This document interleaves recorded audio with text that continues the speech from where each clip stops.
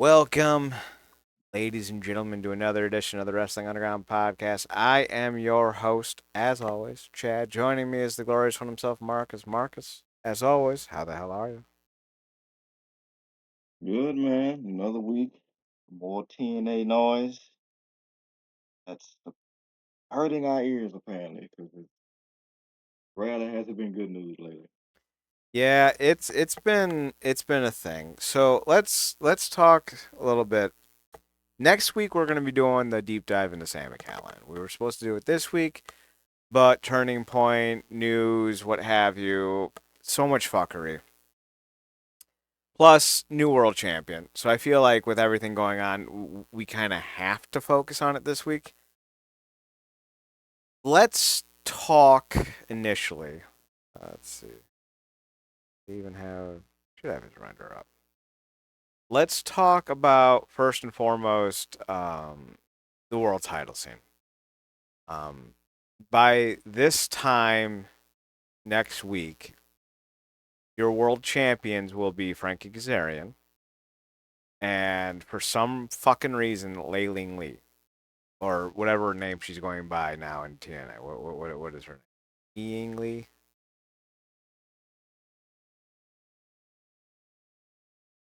Ying Lee? Where is she? I can't even find her on the roster page. Jesus. Somewhere. There she is. Lee Ying Lee. All right, so Lai Lee Ying Lee. I think it's Lee Lee. Lai Lee. I don't know. Ling Lee Lee. Fucking hell. Lai Ling Lee. Lai Ling Lee. I think that's it. She's gonna be the new Knockouts World Champion. I don't know why. I don't think she's that talented, and I don't know why you don't just put it on Danny Luna or Jody Threat or Tessa Blanche. Sorry, I had a vomit in You my can't throat. marry. Jesus. Yep, yep. But the big switch happened with Frankie Kazarian winning the TNA World Title on the live edition of Thursday Night Impact. The whole thing was fucking stupid. Um, so Mike Santana was advertised to do a promo after a month off, right? After a month off. Comes in, cuts a promo, gets booked to face off with Ryan Nemeth. I think it was for the title. I think. I don't remember, and I don't care enough to go looking. He beats Ryan Nemeth because it's Ryan fucking Nemeth, so of course he's gonna fucking win. And then they do this thing where you see Nick Nemeth come out, and you're like, oh no, what's Nick Nemeth gonna do? And then he gets jumped by someone that we now know is to be from NXT. And then all the fucking knobs from NXT run out, like Lexus King, and beat up Mike Santana, and then Frankie Kazarian cashes in his Bound for Glory Gauntlet Battle Royal for Bound for Glory trophy, or whatever the fuck we're calling it, and beats Frankie Kazarian on a roll up. Not Frankie Kazarian, Mike Santana on a roll up, winning the belt. They did this at what is it? Full Sail University's Winter Park, I think is what it's called, and it holds about 500 people, and they didn't even sell out the arena. It was like 400 people there in a 500 people venue. This is a city that TNA used to draw in 1,100, 1,200, 1,300 people every night to tape Impact. They are synonymous with Orlando. They have ties to Orlando, and they couldn't even fill out a live TV episode. Couldn't even be a sellout.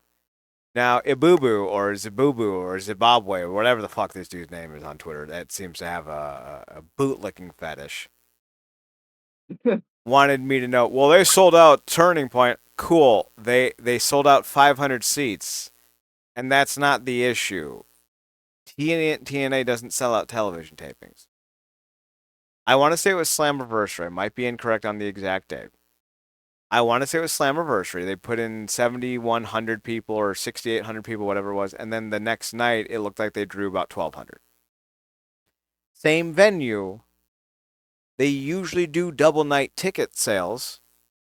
Couldn't even bring back half the venue. They brought back significantly less. It could have been Sacrifice or another event. I don't remember which one it was, but they drew in like a quarter, if not less than that, of the night before. And this is a reoccurring issue for TNA. Their live events, like Turning Point, Bound for Glory, Slammiversary, like those major events, draw well for the most part. We get a few thousand people, and then with a TV taping, you'll be lucky to hit 1,000. And this is a reoccurring issue. For some reason, people don't see the issue with how bad their TV taping attendance is compared to how good their their major live event tapings are. Something is clearly going on that we're not talking about. And watching a not even maximum capacity 500 seat venue watch Mike Santana lose his first and only TNA World Title win was a fucking travesty. Marcus, I mentioned before, both, I think, because we were recording our last show, which still hasn't gone up yet. I got to get that up. It's been a busy few. Either on the show last week, because we were talking about it, or on Twitter, I mentioned that the only reason this would make sense and that this would be acceptable is if Santana's leaving at the end of the year. But if that's not the case, then what the fuck? We've had a week now to digest this, about 5 days. We've had 3 shows or 2 shows get taped and recorded, what have you. Marcus, how are we feeling now? Do you take the aspect of who won it from Santana out of the equation? Because I think we can have a conversation about Frankie Kazarian being a world champion right now. Take that out of the equation. How do you feel about Santana specifically losing the belt so soon and how he lost it? I saw how it happened. I understand the math of what went down in terms of he got beat up so bad, and his main weapon got targeted, being his arm, to where he physically couldn't even perform spin the block. So I get it, and of course, Taz being a heel, was not caring about what happened beforehand. I mean, the narrative around the call your shot in general means you don't really care about how you go about getting the title shot right up and down. But it's just the narrative around. We've been talking about Santana since he came to the company, how great he's been. This is the opportunity he's finally wanted so long that he wasn't going to get in AEW, which is why he came to TNA in the first place. Even with everything that was going on, the wonkiness with Joe Hendry's reign, despite what a great victory he got when he finally won the title, despite all that wonkiness, the most consistent thing for the past year and some change that's been in the company, even with all the people that's left, this, that, and the third. He has been the most consistent thing. He's been the most consistent guy, getting better and better each match, each feud, whatever they threw at him, he knocked out of the park. He has been their best thing going, or none, since he's been there, and consistently booked and built towards that title. To finally get it by some people standards late, because he should have won it at Slammiversary for a lot of people. Finally get it at BFG. They're off for a month, and have him drop it like this. It's asinine. And then for somebody to come on social media and be like, "It's about the chase." What? So I want to put this into money making perspective because I'm so glad you reminded me of that argument because I had forgotten it. For some reason, people actually believe Ric Flair on anything. Ric Flair's a chronic habitual liar. He's a narcissist. And when he goes, he drew the most money when he was champion because people always paid to see him get his ass kicked. That's not true. Because the NWA struggled to make money with him as champion. This isn't a new concept. The WWF, who everyone dick rides, unless it doesn't fit their argument, proved that the most popular acts will draw money. And if you put the belt on them, they'll draw money. Hulk Hogan, from what was it 1984, 1983, whenever the fuck he beat Sheik for the belt. He held the belt for, let's just say, around about 8 9 years, with some, with 6 months hair, going to Slaughter, or actually Slaughter held it for like 3 months. A year going to Macho, 9 10 months going to Warrior, save for maybe 2 years. So let's say 8 9 years, because I think he won it in '84, lost it for the last time in '94. Let's say he held it for about 7.5 years collectively, right, off and on. They made more money when he was champion than when they weren't. Now, I'm a Bret Hart guy. I like that even today he's just a cantankerous dick who's like, I hate everything that's new and fresh. I love that. But even before then, I loved him.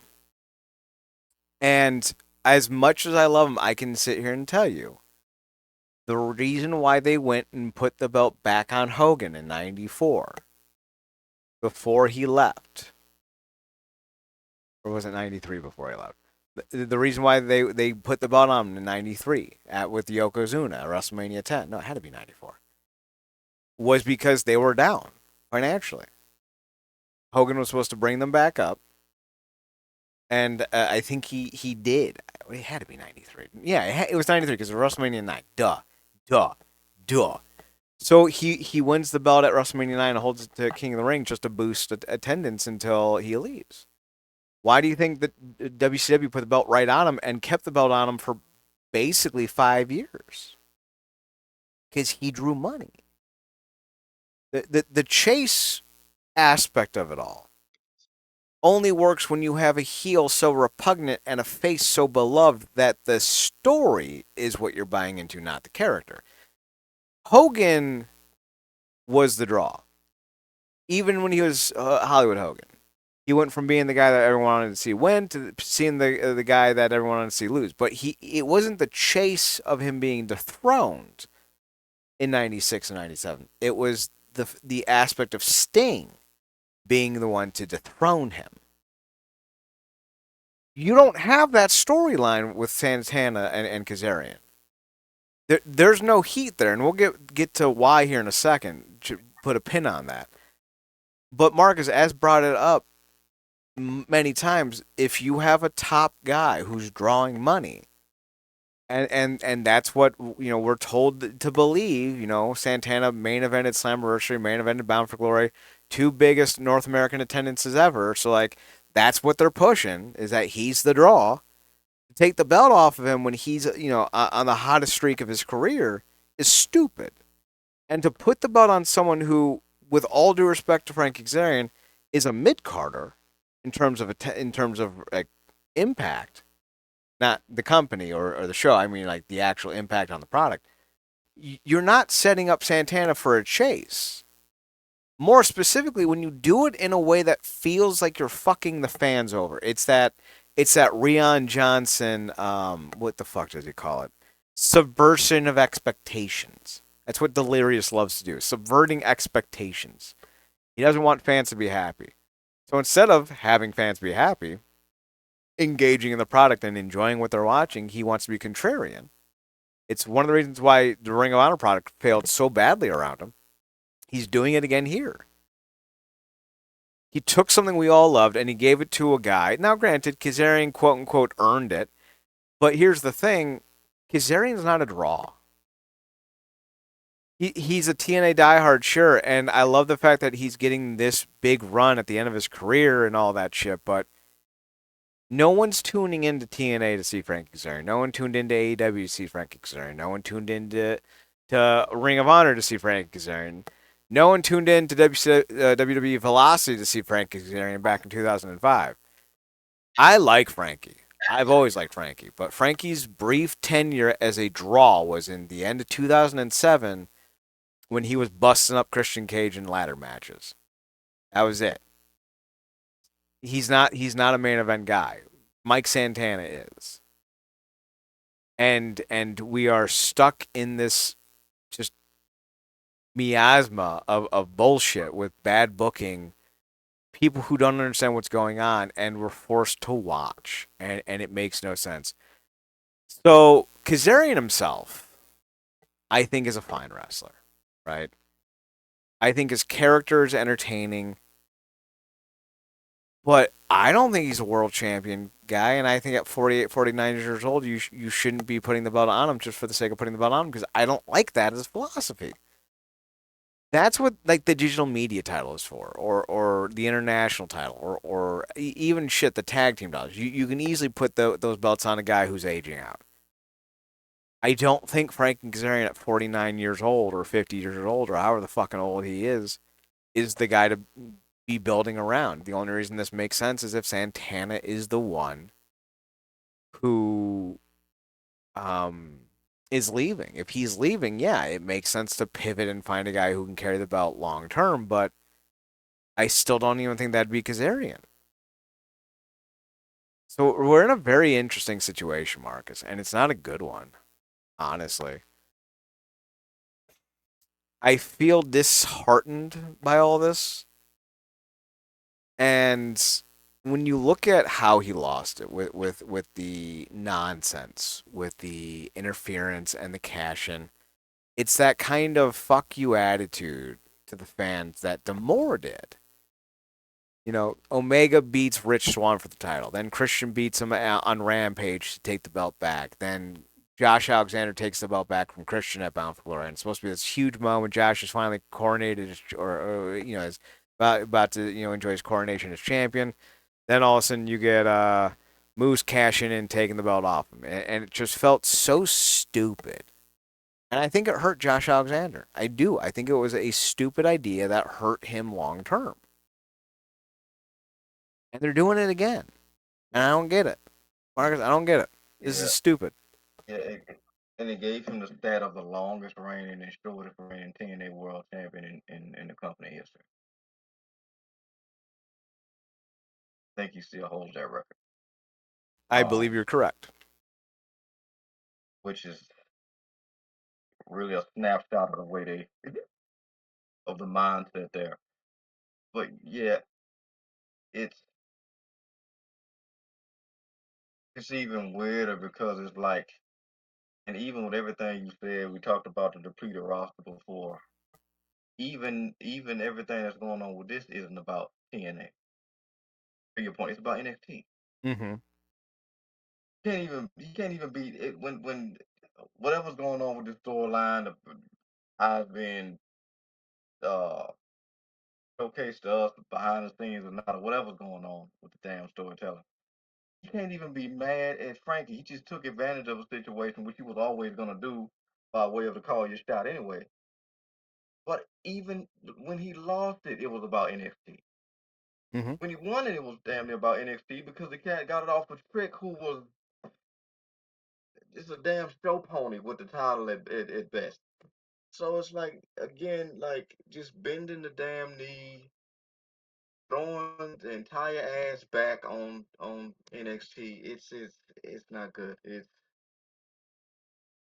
and like you said, just go to have another new champion, and that's probably gonna be filtered around um NXT too. Like it's too much for this bending the knee mentality, and every other flat scan that's on social media, they think it's good because they get little moments here and there, and this, that, and the third, and most of the people that show up in TNA, I mean, show up in NXT, that's TNA is 2 or 3 weeks removed from NXT anyway. It's just not good, and I hate the fact that even the concept of Santana, who feels like their best male talent, is there's even possibility for him to go WWE with everything that we're now getting with Joe Hendry, which we called anyways. Like I said, it seemed like he was just doing a long ass job interview with the company, even when he was champion, which absolutely threw his reign off a cliff. It's just I don't get it. But we supposed to smile and grin because they winning, because of the partnership, because they get more eyes, because they having more moments, because these collaborative efforts back and forth, seeing people over here, seeing people over there. I don't. It's weird, man. Like when I feel like we damn near was better under Demore. Was Delirious under Demore? Nope. Nope, Delirious came on I feel like we after was. D'Amore left. Funny enough, Joe Hendry's I now feel like we. with WWE at this point. Joe Hendry is gone. Yeah, But here's the thing that boggles my mind. If we had a more competent booking staff, brain trust. Yeah, I feel like Joe Hendry wins the world title at Bound for Glory like he's supposed to. Bound for Glory 2024. Beats Nick Nemeth and whoever the third person was. I think it was Kazarian? Or somebody else. Um, he wins it there. Santana starts to get elevated up next to him. Maybe you do a event sometime between, like maybe Genesis, something early in 2025, and maybe they're challenging the Hardy Boys in a tag title match, and they lose, but Joe Hendry starts to kind of waffle a little bit. Then Hendry goes to WrestleMania, gets jobbed out like the little bitch he is, and then Santana points out, like, you embarrassed us as a company. You got that belt around you, and you embarrassed us as a company. What are you doing? And then Joe Hendry starts to take that personally, and then all of a sudden, he's still who he is, but he starts to have a bit more of a heel edge. You start doing some more heelish things with him. He's still the overly positive singing guy, but now it seems a little bit more nefarious, a little bit more spooky. And you build up Santana as the guy who calls out Joe Hendry as someone who's got one foot out the door, and then you have them face off in the main event of Slammiversary, where Joe Hendry loses the TNA World Title to Santana. Like, it should have happened. And I know people are like, well, then what do you do for Bound for Glory? Well, shit, you can run it back with Joe Hendry. He's still with the company as of Bound for Glory. He wrestled for the TNA company like the night before, or like the Thursday before. So it wasn't like he was like out the door completely. And it's not like Trick Williams is some huge draw. You could have found someone else. Shit, you got Jake something, Mustafa Ali, Moose, Eddie Edwards, and Mance Warner all on your fucking roster. You could have elevated Jake something to that role. You could have elevated Mance Warner to that role. They weren't doing anything for Bound for Glory. You could have had like a huge fucking opportunity to really establish your guys in the main event of your two biggest shows, but instead, nah, nope, don't want to do that. Well, it could have been Frankie Kazarian for Bound for Glory. That would have been fine. I don't think Trick Williams is a bigger draw than Frankie Kazarian, or vice versa for that matter. But Delirious is a terrible fucking booker, and Tommy Dreamer is kowtowing to everything Delirious wants, or worse yet, Tommy Dreamer thinks these are actually good ideas, in which case, Jesus fucking Christ, what are we doing here? What are we doing here? It's so simple to do this job. It really is. You look at, up and coming talents, you look at who's over, you put them together, you tell a story. It's not rocket science. And for TNA to fuck this up so constantly is flabbergasting. I am shook, if you will. But that's what happened. Let's talk about Turning Point. We open up with a six man. That's fine. Mance Warner, Cody Deaner, and Jake something. Jake something gets the win, pinning, I think it was Warner. Mance Warner has been used so badly in TNA. I would say he's been used worse than Hammerstone. And Mance Oh, Warner, I was about to ask too. yeah, and Mance Warner should be higher up. Mance Warner should be one of your top three heels. But for some reason they don't care about him. They don't want to use him. They don't want to like him. This was a fun little three-way though. Jake something and Mance Warner should definitely be up the roster. Cody Deaner needs to be given a whole lot more respect though. Call him the hometown man, call him whatever you want. He gets crowds into matches through very simple things. Cody Deaner is very likable. And I think about the quarantine shit that he did for TNA, but I also remember before he rejoined TNA in, what was it, 2018, 2019? he was up in Canada all the time doing indie shows, and he had like a news program, I think, following him around for a week because of his relationship that he had with this elderly fan who adored him. He is a very likable person, and he's not a great worker, but he's the kind of guy that if you had like a TV title, a digital media title, something on that lower echelon, he'd be perfect for that. And I want to see them bring it back for that reason because he would be perfect for that. It was a heck of a little match. I liked it. Marcus, any thoughts on the triple threat pre-show match? No, just what you said. It was good. You know, something Warner are definitely two guys that need to be doing far more with. I've been feeling like I've been calling that for Jake for the past 2 years, Mm-hmm. um, if not more. And Warner somebody you've been high up on, and I've seen, I've followed you with that with stuff that he's done. You know, like you said, it kind of felt like he's almost could be the guy to take the place of a guy we're gonna talk about next week in a Callahan when he was in his prime form in TNA. Like you said, they just waffling back and forth with him too. Like they got the same mindset for him and Jake, and God bless um Diener. He's just getting in where he fits in, doing whatever whatever spot they put him in, doing the best with it, and then making the most of it. Um, Hopefully we see elevation with those three in the new year, if not the rest of this year. But like you said, you know who's calling the shots. So Yeah, hopefully they get their shit together, but we'll see what happens.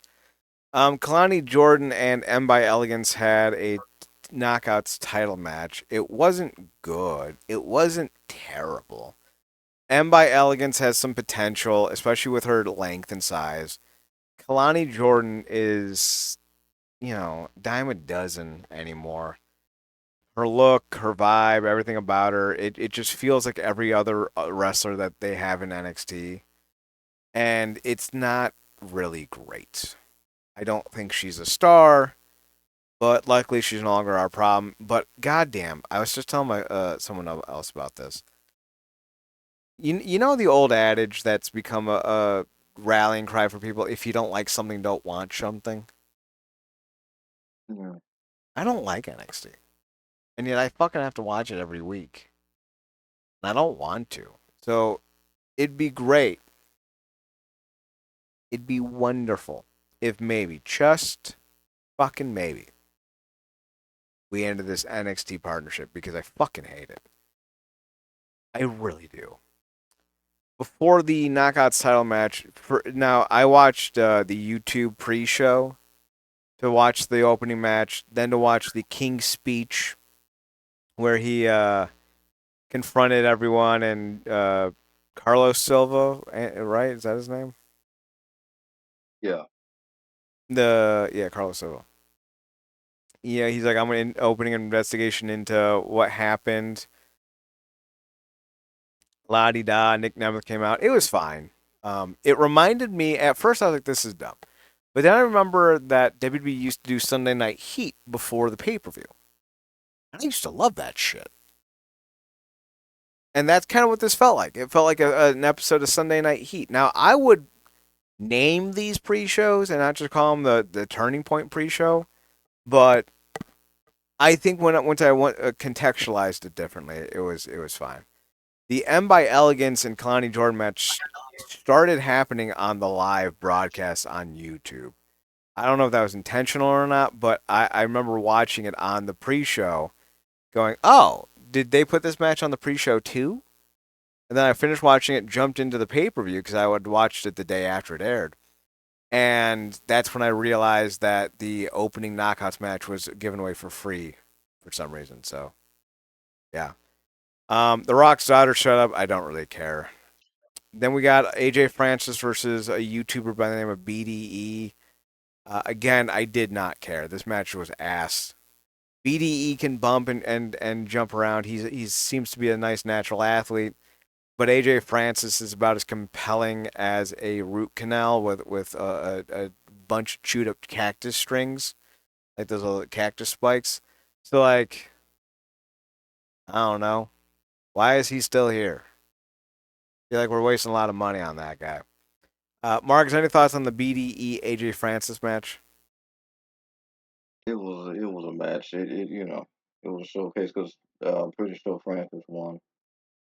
Mm-hmm. Um, so he got it. He got his space, but um, it's something else they could be doing with him. Maybe they.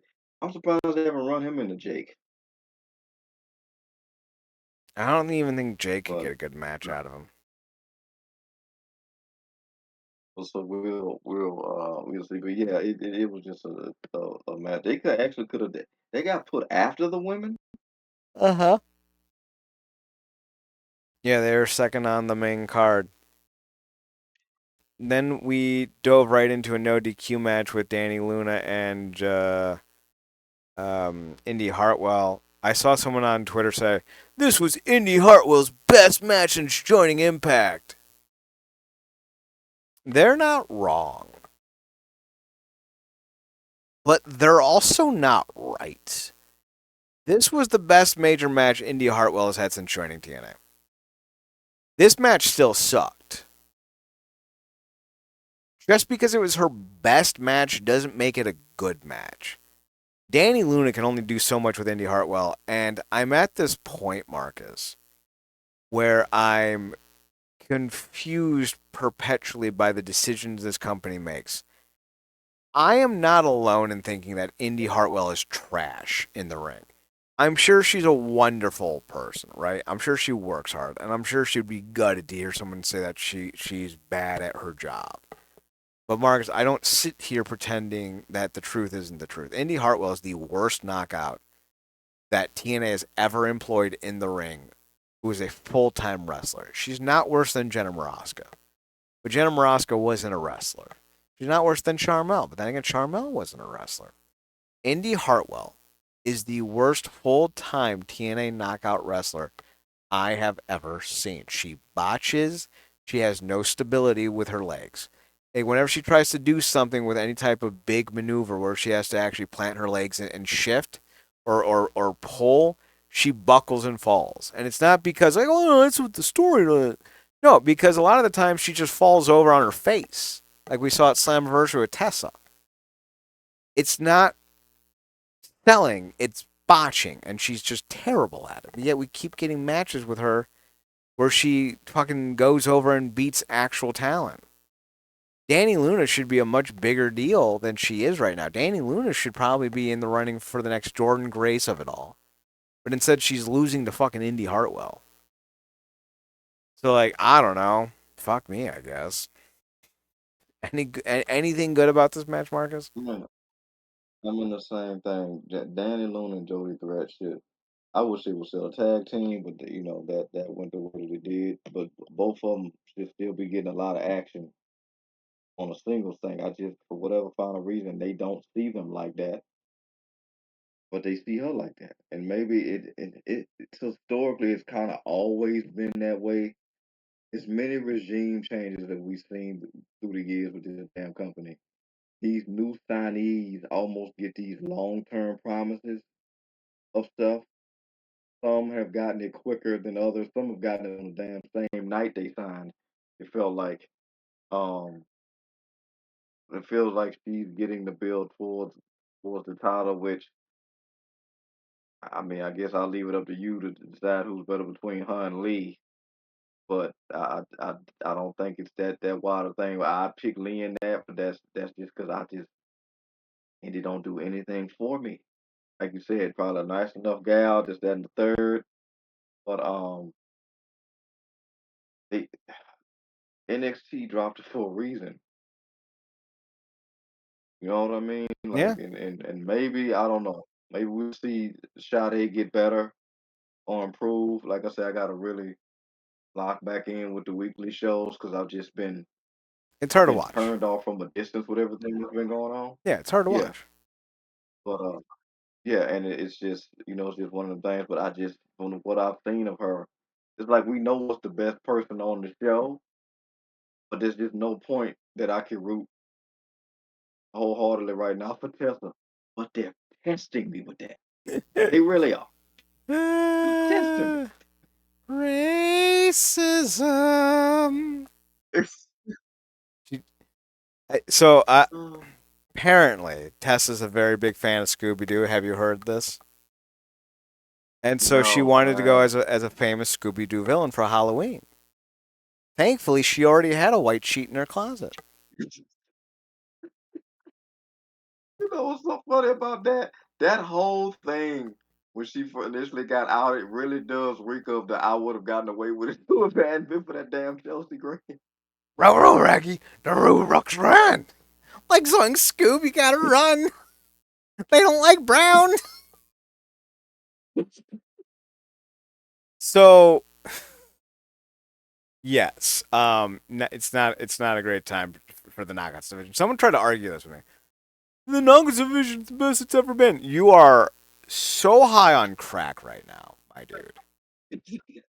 If you think this is the best it's ever been, well, it's better than I think you like said like 2017. I'm like, oh, you mean the year Jordan Grace joined the company when they had like Rosemary in her peak?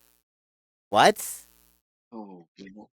Aya Valkyrie Are was you ripping looking through at people. What? what are you look? Some people just do and say shit, I'm calling them out.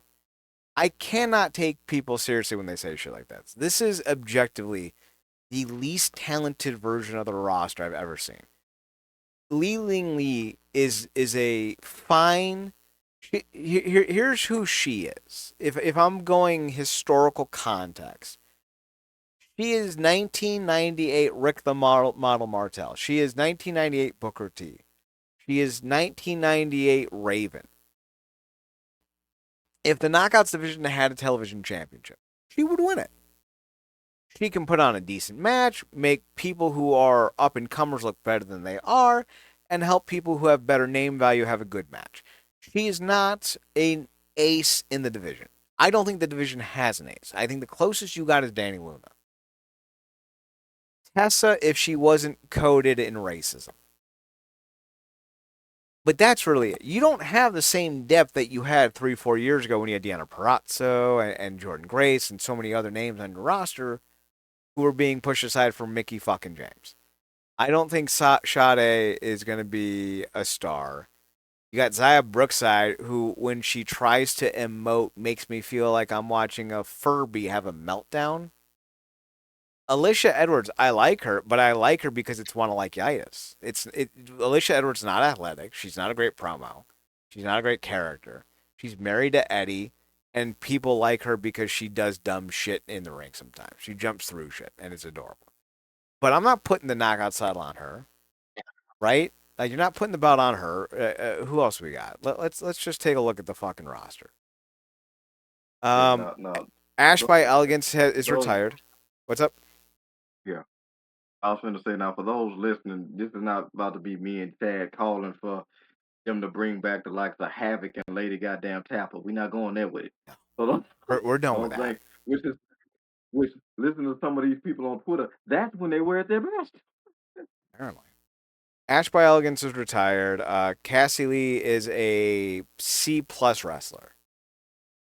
Her and Jessica McKay make the most sense in a tag team where they're doing promos because that's their bread and butter. That's what gets the most. Danny Lune is probably your best all around worker who has not been accused of hate crimes. Harley Hudson has a lot of potential, but kind of like Leon Slater, doesn't have the name value, the recognition, or the drawing power to be warranted in that spot. However, like Leon Slater, we should be heading in her direction. Heather by Elegance is a solid hand, but I wouldn't say she has the presence to be a champion. Indy Hartwell has had some great promos in NXT and segments, especially with Sam Shaw. Nothing about her, though, in the ring has made me think that she should be a champion. Jada Stone is so new to the roster, most people don't even know who she is. Jody Threat's got a look, a style, and a thing that's all her own, but also she's not exactly the best promo, and she's not getting time to really establish herself. Kylie King's out with an injury. Killer Kelly hasn't regained her in ring form since she had a baby. She's been used sparingly. I would like to see her get a real shot because I feel like if Killer Kelly could bounce back, I think you'd have at least someone there who's worth checking out. M by Elegance showed a little bit of chutzpah in her title match on Friday, but she's so new that again, she needs a personality, a look, a style that's all around. She's kind of just female creator wrestler right now. We already talked about Li Ling Li. Mara Sade has the look, but she doesn't have the in-ring skill. Masha Slamovich is a terrible human being. Mila Moore is apparently a mile high. I didn't realize this woman was as tall as she was. Did you see that chick on Friday? Jesus. Right now, she has to work on her look, but she is several years off from being an actual competitor for that title. Myla Grace is jobber fodder. Rosemary is fine, but they're not using her in any capacity that makes you want to see her. Steph Delander could be a lot of fun as champion, but I don't think she's been medically cleared yet. Tasha Steeles is pretty fun with Order 4, but she's nowhere near the title scene, and I don't think her last title run was all that impressive. Tessa, racism, obviously. Zaya Brookside can't cut a promo, and she looks like a cracked out Furby. Victoria Crawford, best way to put it, her prime days aren't over. They never started. I loved Alicia Fox, and I like Victoria Crawford. But to think that she would actually be a good fit as champion is hilarious, and you'd be better off just going and scraping up what's left of Bastion Booger to be world champion at this point. So, like, no, this is not a good roster And for the knockouts. she's being used as a racial optic for somebody that she can't help because the audience even more than committed. That even more than committed to showing up to the show because we just talked about that with the numbers. They are absolutely committed to Tesla and calling her racist. So that's the quick question. If she was still on the roster, how much of an argument would be made that Giselle would be top to take the title? I wouldn't. I wouldn't Okay. at all. I did not realize that her and Scott Demore had a. I don't know what their dynamic is, but that was the only reason why she was getting the push she did, in a lot of reasons. Mm, I don't know if they're still mm, together, but apparently they were together at some point. So says the dirt sheets. And like mm, this isn't the first time. Like we're talking about Hunter Johnson, Delirious, right? He pushed Mandy Leone to the moon in Ring of Honor when all she was a good good looking young woman. Not a good promo, a terrible fucking wrestler, but we got her in spades every single episode of Ring of Honor TV. Yeah, sometimes bookers just book their girlfriends to look better.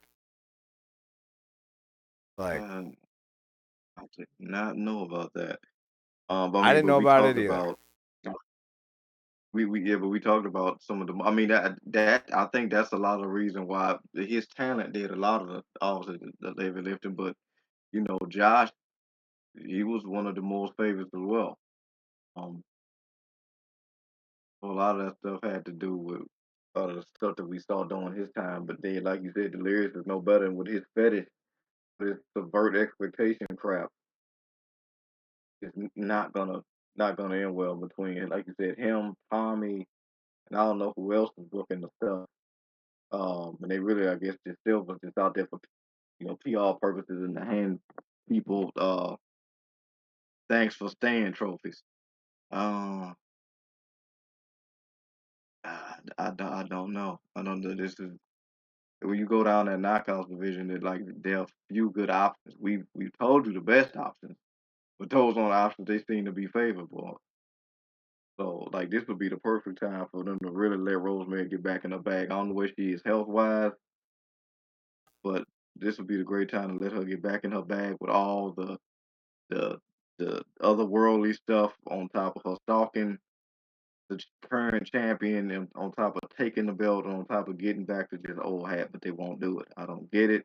I guess we can be glad that the title's back in the company or will be back in the company, like you said, by the time we put this out. But That's only saying so much at this point. Yeah, yeah. That's about all I can say about the Knockouts division right now. As far as the more Giselle Shaw of it all, I don't know how much truth there is to it. There's certainly some Yeah, people who seem to think that that there's something to them, but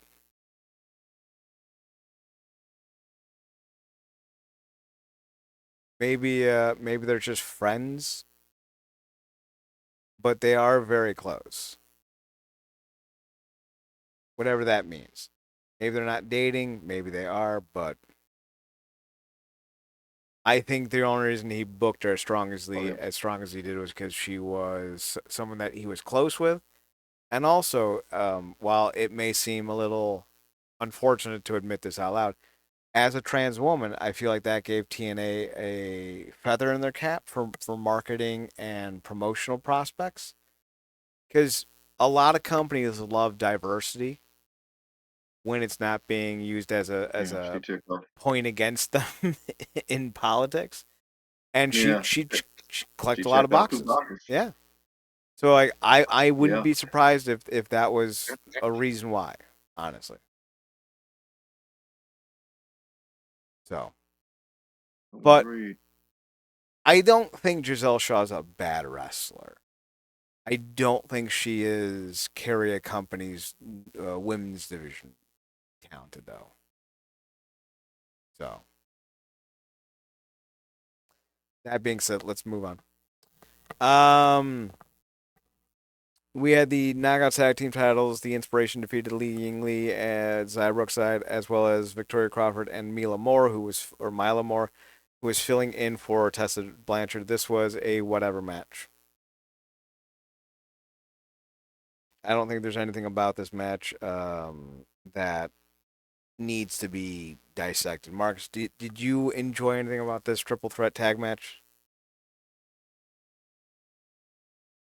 No, you right on the money. It was just kind of something in the middle of the show. It was like you said, to fill in. Didn't move the meter. The Knockouts division needs better talent. They just do. Order 4 took on the Hardy Boys and Cedric, and maybe one of the. Hard to say the match tonight because from here on, the show gets really good. Order 4 defeats the Hardys Hmm. and Cedric in a very fun 6-man tag match. Um, it, I don't think the story behind it was earthwide or worthwhile, but I do think that the overall execution of the match was fun. And considering that Mustafa's nearly 40, Cedric's nearly 40, the Hardy Boys are nearly 50, I think this was as good of a match as you were going to get from all these dudes at the same time. So I would say kudos to that. Agreed. Yeah, good stuff. Yeah, That takes us to the 8-man tag with the System versus the Rascals. JDC will be retiring next year, early next year, I think in Texas or Genesis, I think. So these are the last bits of his matches. He took on, he tagged with Brian Myers, Eddie, and Moose to take on Trey Miguel, Myron Reed, Zachary Wentz, and a returning Desmond Xavier in a fun 8-man tag that was probably the match of the night for many people. What I'll say is yeah. this: I love the Rascals reunited, but apparently all 4 of these dudes are going to be free agents real soon, and there's apparently interest from AEW to sign at least Zachary Wentz, if not more. And I swear to God, if another company takes this team, signs him to a deal, TNA can never bring him back. They just can't because this would have been like 8 years, 7 years of this bullshit where they're getting incomplete parts of what should have been the best stable they've ever had, and instead we've had a trio version, a solo version, a tag team version, and now a quad version, and it's like make up your mind, guys. Just make up your mind. So, any thoughts on the Yeah. 8-man tag? The match, the last two matches, like I said, post that. that triple threat, I know things were going to get good, and they did get good. Like you said, great to see the Rascals, the full bunch together. Um, Wentz looked like he was on the verge of tears.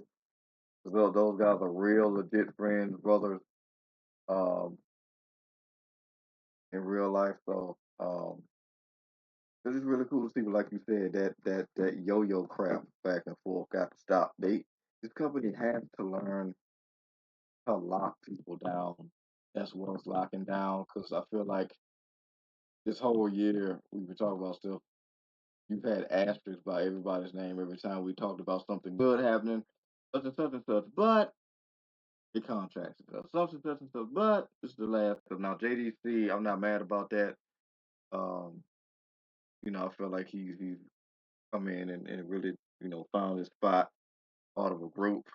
I don't ever think he was going to work on his own. So kudos to him. But yeah, they need to do something serious with the Rascals to try to get them locked down or whatnot. Because like you said, if they leave again or they get scattered again, because we saw what happened when they got scattered. Um, like you said, the bringing them back thing, just kind of leaning back on the old faithful TNA thing got to stop. I agree. You know what else has to stop? These terrible fucking Ring of Honor tapings. Jesus Christ. What's happening Sakazaki. now? Well, Yuka Sakazaki defeated Serena Deeb. This is for this week, I think. Then you had Persephone defeating Valentina Rossi. Then you had QT Marshall defeating Jax Jameson. And then Big Boom, AJ, and QT attacked the frat house with Rocky Romero and Trent attacking Big Boom and QT. Why is QT Marshall the draw of your Ring of Honor product? Jesus Christ. But, oh, talk about one name that turned me completely off. Him all over the show. I'm good, bro. Right? Like he did good in that match he had with our boy from Cobra Kai. But that's the spots he need to be in, Yeah. not all over the show. Like he don't need to be Ring of Honor's EY. Not QT. QT needs to go. Not a fan. X Division title match. Leon Slater defeated Rich Swan in one of the other matches I think people would agree with, whereas the best match of the night. Leon looked great. Swan, a lot of people said that this was Swan's best match in some time, even before he left the company the first time and came back. I think that's a little wild to say, but I don't disagree. He's only 34. Like he should be in a lot better placement. He's a former world champion, former X Division champion. He's still incredibly athletic, still a great hand. I would like to see him refocus and get back to where he Yeah. was before all the legal issues and all the intoxication issues and all the drama and all the other bullshit that's followed him for the last few years. So hopefully he can get his head Man. together because I think Swan could still be great for this company. I don't think he's a world champion. I wasn't really a big fan of his first world title run, but I feel like he's that glue guy that you can throw into any situation and benefit from.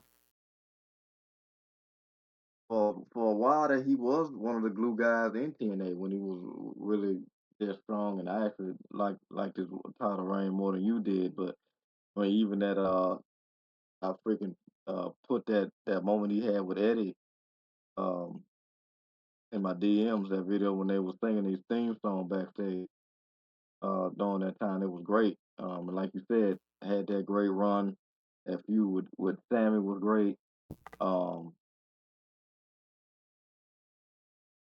He was the strongest champion for the company, I thought. And then obviously he had to bend the knee as the company was doing AEW at the time and got knocked off by Kenny, who kind of made him look like he was tiers below him. But Swan, I mean, he got to have a hell of an archive on the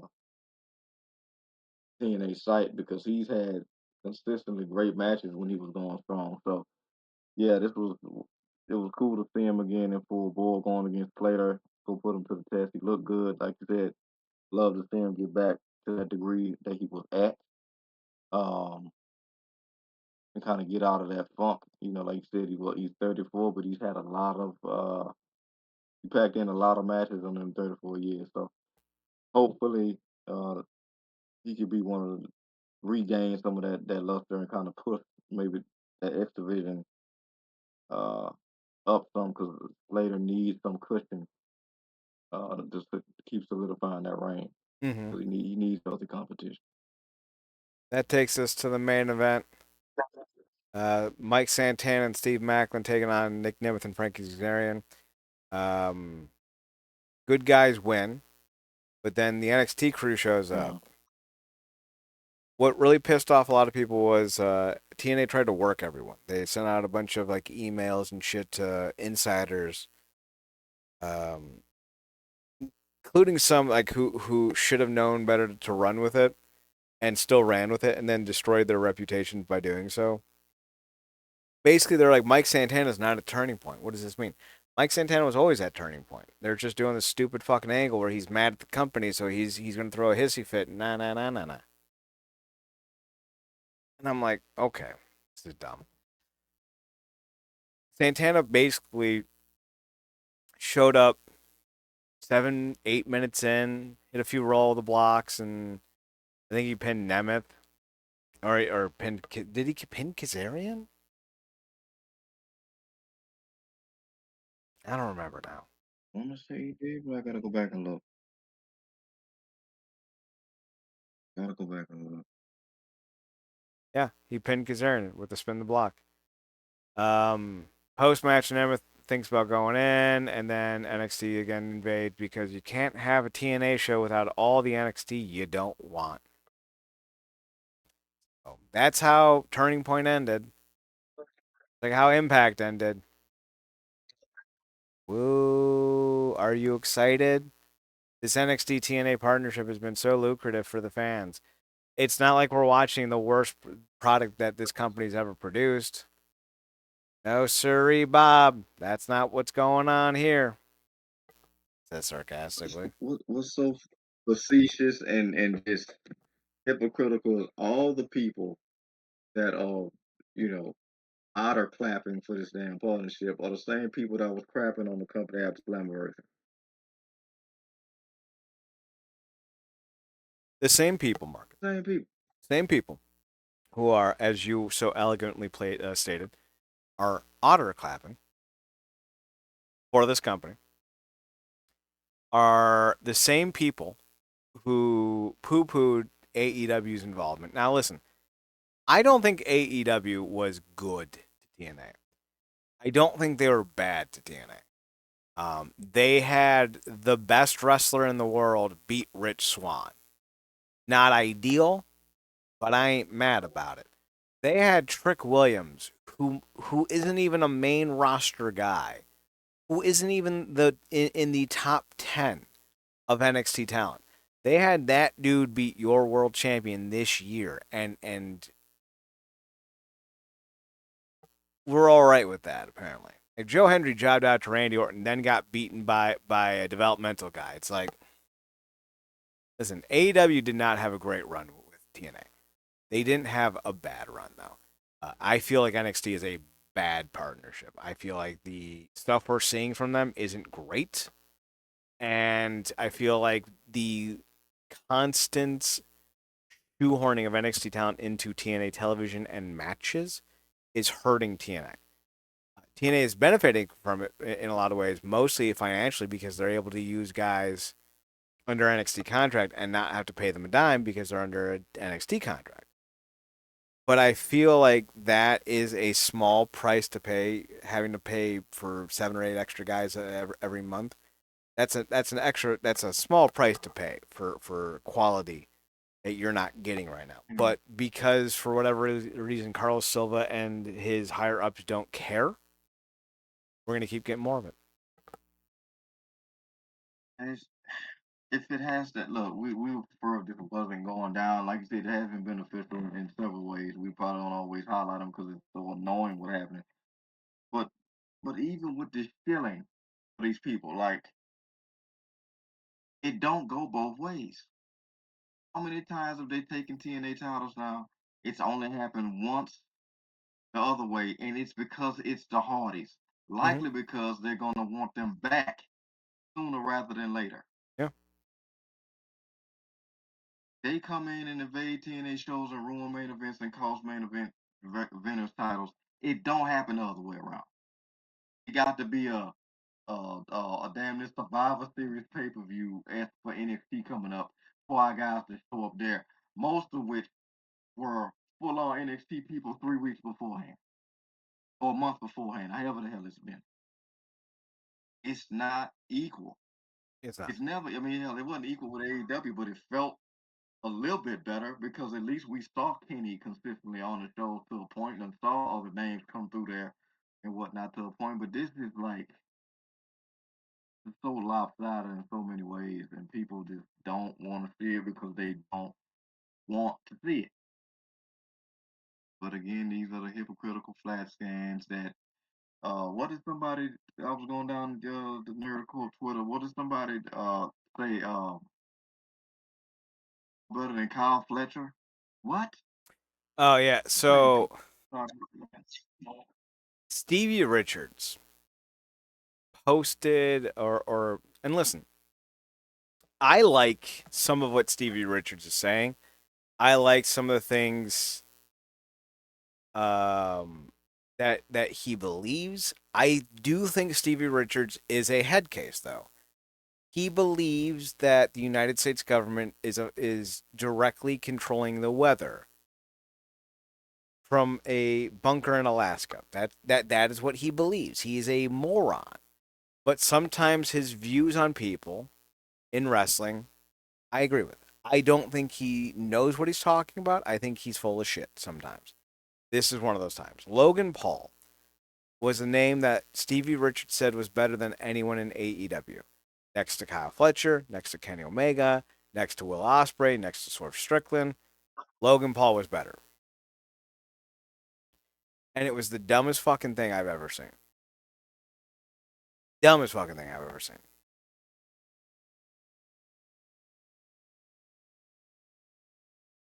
So, Yeah, I don't know. I don't understand. I mean, it's like you said with all those people you just listed off, and you think Logan's better if he stay it from what perspective doing what? You talking about from athleticism? Because that you don't cover that either. nope, nope. Flag on the play, unnecessary nut hugging. Jesus Christ. Yeah, it's sad. TNA is also very sad at this point. Things aren't going to get better. They need to get rid of Carlos Silva. They need to get rid of Hunter Johnson and Tommy Dreamer as bookers. You can keep Tommy Dreamer around. He's a good guy in the backstage area. He just shouldn't have this kind of influence over the creative. They need to get Delirious thrown into the fucking sun now. They need to get rid of Carlos Silva. They need to find a buyer who isn't Saudi Arabia or the WWE who is willing to put a little extra money in there so we can have nice rosters. It's like, Jesus Christ, man. This is awful. 2015 wasn't this bad. As a week to week show, 2015 was not this bad. Yeah, man, it's crazy. Like even certain things with Dixie when she was Benny Mac in the product, um, from an on-screen character perspective, anyway. At least I was watching it consistently. Of course, then they were still on TV. But yeah, this is just on our head and telling us it's rain, and it's just not. It, it, like it's. I wonder what's gonna happen when this partnership finally is over, because like you said, between the roster and the story choices. It's awful. The whole situation is. That being said, I think we're done with this week's show. Um, Marcus, do you have any final things to mention before we head out today?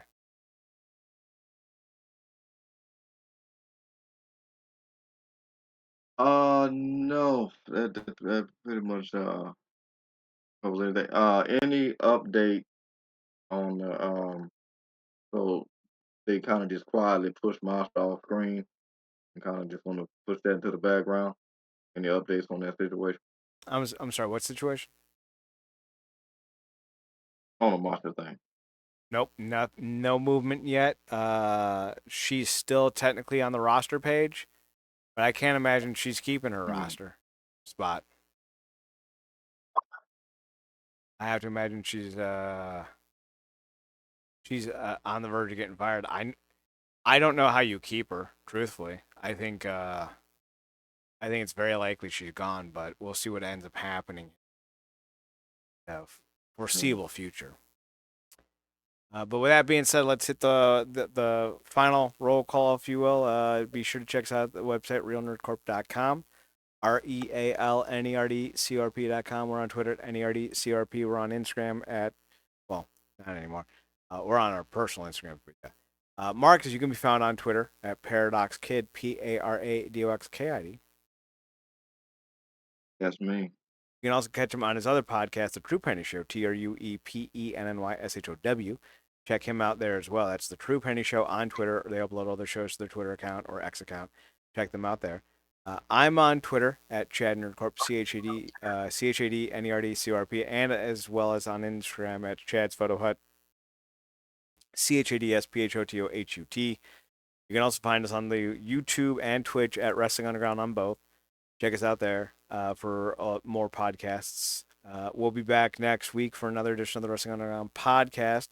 Be on the lookout for a few new shows coming up on the YouTube channel here in a little bit. For Marcus Green, I'm Chad Porto. Thanks for tuning in. Thanks for checking us out. Thanks for giving us a chance. Remember, as always, to watch more wrestling. And Marcus, take us home. Good night, me.